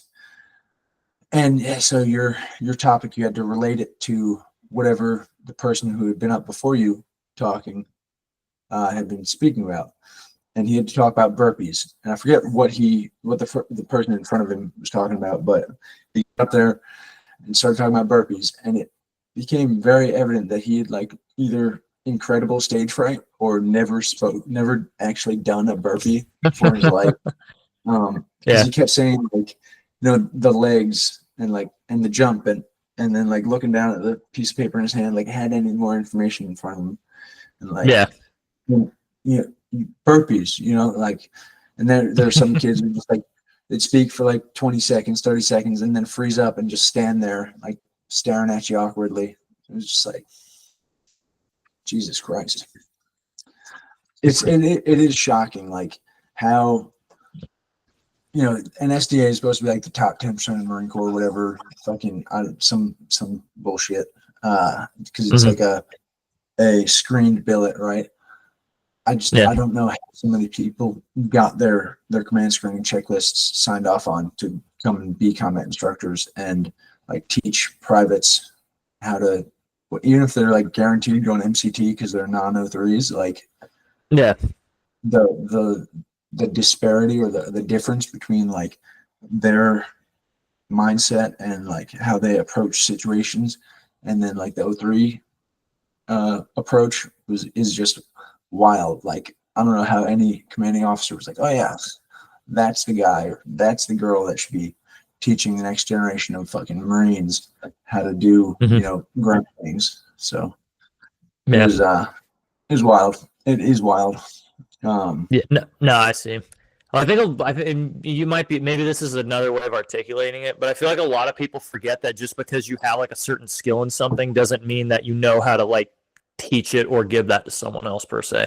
Like the actual art of teaching is like a whole nother art in and of itself. Absolutely. Facilitation. Yeah. Just like dealing with different people from different backgrounds, different levels of skill, and like being able to get them to grasp a subject or even fucking understand what you're saying at all is definitely like an entire skill on its own, let alone actually teaching them what you want or conveying what you want them to understand. As it's wild. And then on the flip side of that, I mean, I've also met some dudes who are like just fucking phenomenal infantrymen. Who like just off the rip seems like they don't even need to be in the course, like they're just absolute fucking studs, which is really cool too. Like, you seeing both sides of the spectrum. You got like the people on the one hand, you're like, Jesus Christ. And then the people on the other hand, you're like, okay, that kind of reinstills my trust in the system or whatever, I guess. Not necessarily trust in the system, but you know what I'm saying. Gives you faith, that it's gonna be okay. Your faith. So it's I mean, that's the Marine Corps for you. It's just like a melting pot.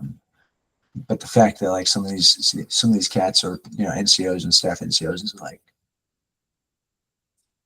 how? What? What office closet did you crawl out of? Like, I don't know. Maybe that's just me. Maybe I'm just being harsh, but it's no. I mean, well, they probably crawled out of DePriest's recruiting closet, so I'd be skeptical too. So. Yeah. Oh, actually, totally forgot about this. You know who's actually in my class? And I don't know if you ever knew him. I'm sure you did, but fucking as like what, a student? No, he's in my class. He's a staff sergeant now, but Wethington, the cat comm dude.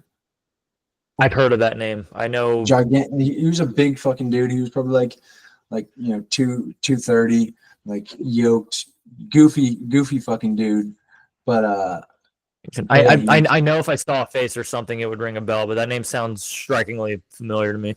Yeah. Richard Wethington. And he's he's still a goober, but he's a staff sergeant now, and he lost a ton of weight. He's like skinny. I saw him, and I had to do like a double take. I was like, Wethington, what the fuck? Like, what are you? I thought you got out, dude. Like, hadn't seen him or heard from him in like fucking 4 or 5 years, because he was with us on our Okie deployment, and then he PCS'd somewhere, but. Let me see if he has, just so we can, show him live. Let me see if he has like an Instagram or something. So we can pull him up. I feel like he's got to be on there. I mean, literally everybody and their mother has a fucking Instagram these days. So maybe not so much. His first name's not. All right, yeah. Let me. Richard Wethington. Sounds like a fancy English name, like a little bit. It sounds like he's like a governor from like the 1700s or something. Sir Richard Wethington. Yes. but yeah, so that was cool. You know, he's doing his thing. He's fucking. But yeah, he was like our fucking go-to calm guy, and he's always good for a laugh. And not much has changed in that regard, you know. But Yeah. You ever worry that people look at you as though like what office did you crawl out of, or like that you're one of those instructors, or oh god, I mean, it's definitely they're probably like, who the fuck is this asshole? I mean, there are probably people like that, but I really hope that's not the case. I like at the end of the day, I really don't care what people think about me, but at the same time, it's like nobody wants to have haters, you know. It's like yeah, that's not. I don't go through life like caring about, you know, what some random fucking Dick and Jane walking down the street care or think about me, but at the same time, it's like I don't actively like want people to dislike me, you know. yeah. And I do feel like other than, you know, in my immediate friend group, I don't have too many haters or, you know, young Marines that I trained when they first hit the fleet at some point. Yeah. Sure that guy's a fucking asshole. But you know, No. to each their own. Everybody's entitled to their opinions. Doesn't mean I have to care. Hey, I've never met a hater who's doing better than me. It's a good motivational quote. Slap that on a sticker. There you go. Bumper sticker. Boom. Yep. Yeah. And I'm sorry, I gotta fucking piss again because Go ahead, dude. Yeah, I'll crop it out. We'll be right back. All right, I'm back. Sorry. Sir. Overhydrated. And I'll be sorry. But yeah, fucking yeah. Yeah. Yes. Indeed. Indeed. Yes. It is wild though. I concur. So to change the subject a little bit, like I'm sure you are, but are you still pretty in touch with your dudes from 2-8? For the most part, yeah. Like, I mean, it's kind of hard not to be with them. Do what? Yeah. Like outside of your you know, Instagram, like do you guys, you know, talk on any kind of a regular basis? Yeah, we do. I mean, for me at least, like, I mean, I communicate a lot through the Instagram for obvious reasons, so there's that. Yeah. I know the 81s in general. I won't be able to make it, but we're actually having a reunion on the 10th. Yeah, so this upcoming weekend. Hell yeah. Kaysen tries to hold one like about every year. So. Oh yeah. Work. That's awesome. Yeah. It's interesting to see, you know, like your memory of people and then where they're at now. I think like for the most part, I've seen, there are a couple of dudes who I haven't seen at all, you know, since we parted ways, but there are a couple of guys, like I've been up to Alabama to see Josh Cannell a couple times. Like we go out and do dirt leg shit out in the swamps, which is pretty cool. I've been over to Pennsylvania and seen Kyle Dowsher. When they got out, when Dowsher, Josh, and Blake Davis all got out, they all went to school up in Tennessee. I think you guys talked about that last episode, but I went up and saw them. Pretty cool. And I've been out to North Carolina to go see Keelan and his wife Courtney a couple times, and then both Keelan and Webb both live down in like just outside Wilmington now. So they're a little cool. They've come up to the house. I've seen them a couple times, but it's wild. Like Dowsher's married and has a kid now. Webb is married. The Courtneys are obviously married. Gavin Lacoste, who you featured a couple episodes ago. He's not married now, but he's doing well. Full-blown family man now. Just yeah, which is a complete change from the G-string. You know, we knew back in the day, right? And then Flannery's just doing Flannery's thing, but yeah, it seems like he's doing all right for himself. It's interesting seeing the paths that like most of the infantry marines just play when we get out. Like we either become like these like single like bachelors just like still running amok like we were, or just we become like blue collar family men, and like that's pretty much it. Yeah, no, absolutely. And but so they've I haven't been able to attend, just because of my schedule as of yet. But they've had a couple get-togethers. Like they got together in Florida one year. Ryan Davis is up in Tennessee. I think he kind of maybe he didn't host one, but they had one in Tennessee a while back. Eddie Edwards is he's up in, I think he's in northern North Carolina. And so we try to organize something every year, and it doesn't always work out. And typically there's always one or two missing, and we're trying to get something together for next weekend, but it's like kind of down to the wire. But I'm definitely like looking forward to seeing all those dudes, because they're fucking kooks. I love them all to death, obviously. But of course, it's just weird, with everybody's schedules and geographic, like with everybody fucking being spread to the winds, it's difficult to pin them down, make something happen. Oh yeah, because we're literally all across the country and the continent, so it's kind of yeah, it's just growing old, man. We're all just growing old. Mm-hmm. Well, was there any other, because looking at the pictures, but I don't know if there's any other like funny stories or things that you wanted to mention that would be entertaining or worthwhile? I mean, nothing that's like really poignant, I guess. Yeah, Poignant. like, I need. you So I was just looking up thesaurus. Yeah, I want to add that to my vocabulary. It sounds poignant. It's a good evoking a keen sense of sadness or regret. Okay. Oh wow. maybe I've been using my word wrong this whole time. Holy shit.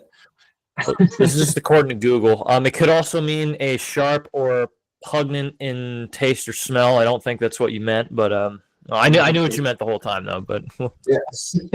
Well, I mean, I guess at the end of the day, that's all that matters, Yeah. But yeah, I mean, I think the last thing I'd say is something I've kind of said right along is like, stay in touch with your boys. Yeah, like we all go different ways, but we've all got the memories to fall back on, and the banter always stays the same. And and like, yeah, fucking call your dudes. That's a big thing. Call your fucking dudes. Like, I've definitely had some down moments, or some fucking some less than ideal moments where like I've just been able to call them and like that brightens my day, or like fucking changes my attitude. Actually, you know what? No, fuck. I want to talk about one last thing, right? The gears are turning. We talked about this a little bit, but former Captain Geiger, obviously, Major Geiger, yes, sir. Weapons Company CEO for the Mew, fucking absolute savage, total fucking like wild man, and all around phenomenal Marine, hands down the best company commander and Marine officer that I've ever served with. Yeah, you need to get him on this show. He's just hands down, just salt of the earth kind of guy. Probably one of my biggest mentors, and another dude that like he'll give you the shirt off his back. I've been in some either tight spots or just like dark places, and called him, and he's like helping me pull my head out of my ass, and giving me some like very like on the nose advice that has like definitely like helped me through some pretty rough spots. And then he's just like a fucking phenomenal human. Like, yeah, he's a great Marine, but he's also just a phenomenal human being. And I think it would be a nice blast from the past for all the 2-8 alums to see him on the screen again, because like, yeah, salt of the earth human being. Absolutely. So Major Geiger, Logan, if you go by that, you are in the spotlight. Now is your time to shine. It's confirmed he watches this show. So it's confirmed. Okay. Yes.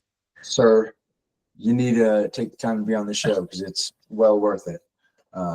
You know what I should do? I should post this specific clip to the Instagram or the YouTube and just like really call him out in front of the rest of the audience, just to be like. Absolutely. Get everybody to tag him in the comments. Yeah. Yeah. Tag Colonel Sieverts. Get him on there. He's a colonel now, right? I'm not fucking that up. Or is he still? He is a colonel, yes. He's a colonel. Yeah, he's a full bird. Okay, yeah. Yeah, you're still in, so you need to get the rank right, so you don't have to do 2-8 live on the show. You got to be. You're absolutely right. Get the old man to call Lieutenant Colonel. To call Major. Dude, I just told you. I'm gonna ask you to edit the shit out of this, so I my ass is better in a sling. But all right, Sieverts to call Major Geiger and be like, "Hey, you got to be on the show," because he does. He needs to. He's like I said in our text, like he's a busy fucking guy, but he would absolutely take the time, and I'm sure he would definitely like seeing you again. But yeah, absolute salty earth individual. Nothing good thing to say about him. Yeah. No, and likewise. Yeah. And I don't know if he has a specific picture in mind, but I already want to use like the famous billboard picture that he's on, because it's like everybody wants to know. I sure as I want to know, like, how do you get like to be like the poster boy of the Marine Corps, to be the pretty boy of the show? It was great. Like anytime I'd walk in my career planner's office, he'd be right there on the wall. I could just like look over and be like, okay, yeah, he's still there watching over us. Just, now that I think of it, if I put that picture as like the thumbnail for my video, I wonder if the Marine Corps or like Instagram or Spotify will flag me for like copyright usage or something. But it's like I have permission. I know him. Yeah, or they might share it. They might post it, and then you go viral, blow up. I'm gonna have to call out whoever. 3.5 million. I don't know who manages the social media for the Marine Corps, but you guys are gonna need to really up your game here. Absolutely, that could be a game changer, as they say. Absolutely. Yeah, I would deeply appreciate if the Marine Corps did, because my GI Bill's almost up, and I need this podcast to make money so I can not have to work. That would set you up. Yes, sir. You'd be able to get 2 mics. Top of the 2 line. mics, bro. Yeah, I could get one to you. I could not have to use an Android. I could use iPhone to send you text messages, so that I set up a whole sound booth in your apartment. It'd be killer. Absolutely. Oh, dude, a studio. That does sound pretty rad. I could show it here. I could post put the flag up somewhere nice. I could add some decorations. Hell yeah. I almost wanted.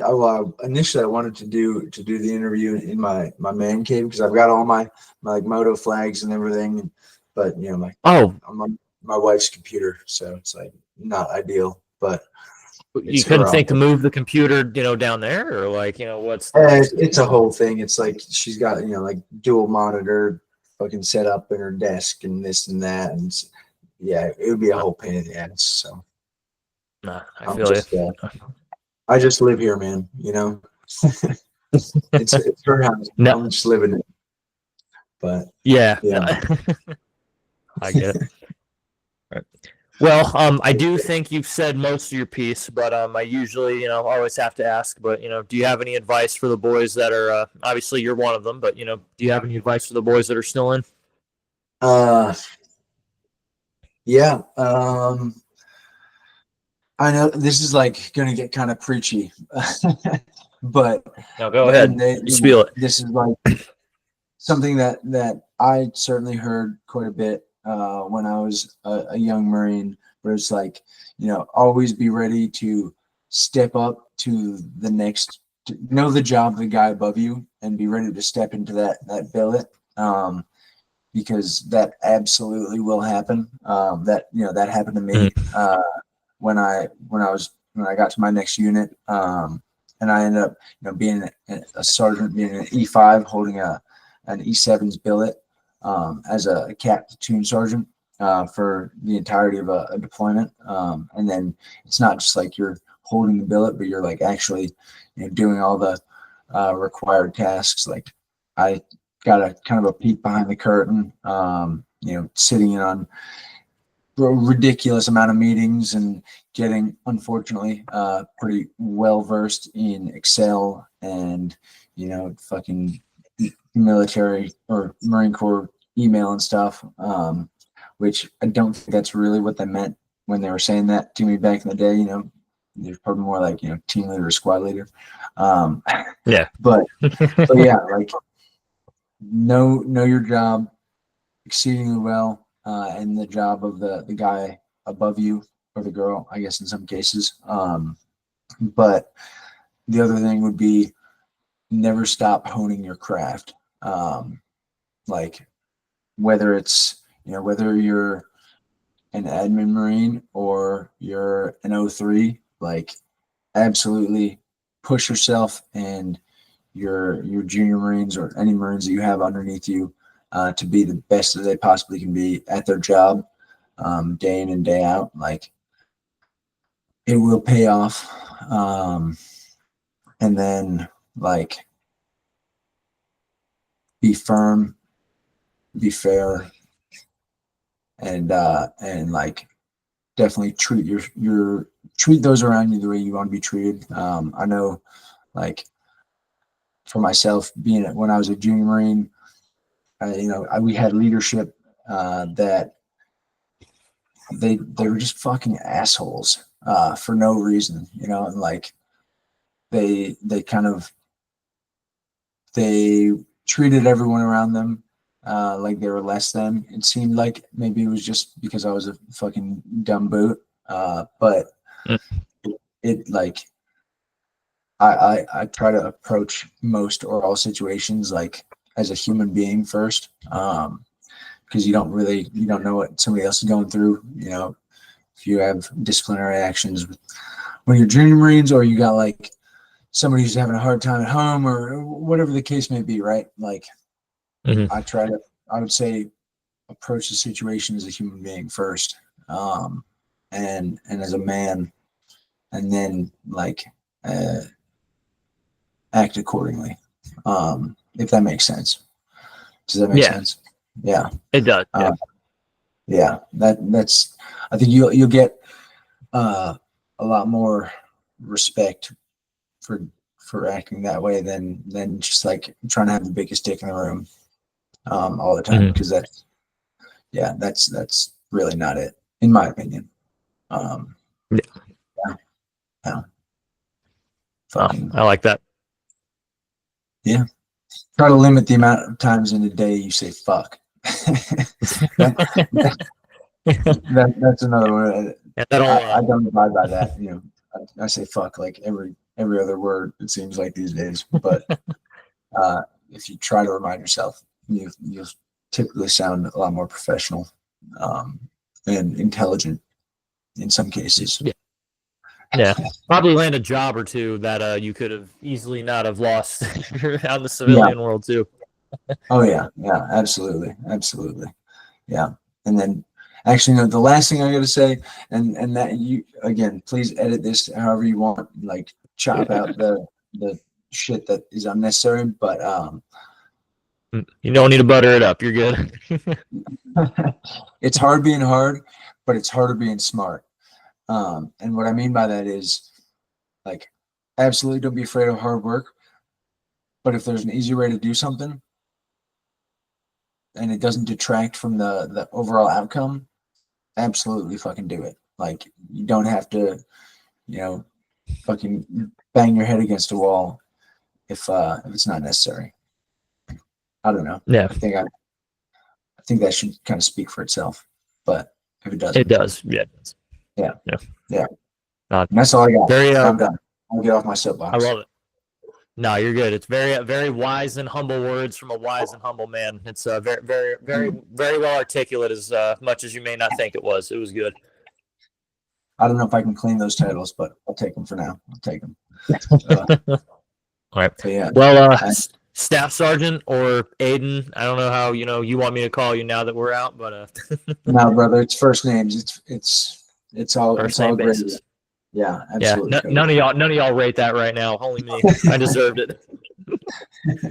Well, I appreciate you having me on, bud. Like, it's been good, kind of reminiscing about some of the old times and talking about the shit that we've all done.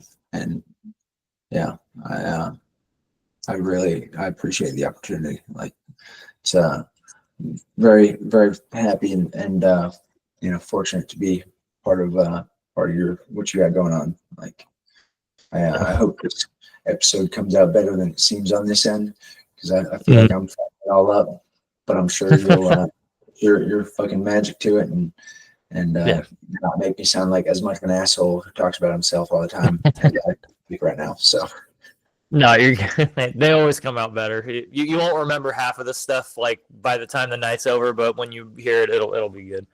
But beautiful. I appreciate you wanting to be on Blansfield. I mean, you'd be surprised at how hard it can be to get some guests on. So it's appreciate you being on as well. Oh, my pleasure, brother. My pleasure. Absolutely. All right. And don't be a stranger. Yes, likewise. All right, and we'll probably keep talking after this is over, Aidan. But rest of you guys, y'all take care. Bye, everybody.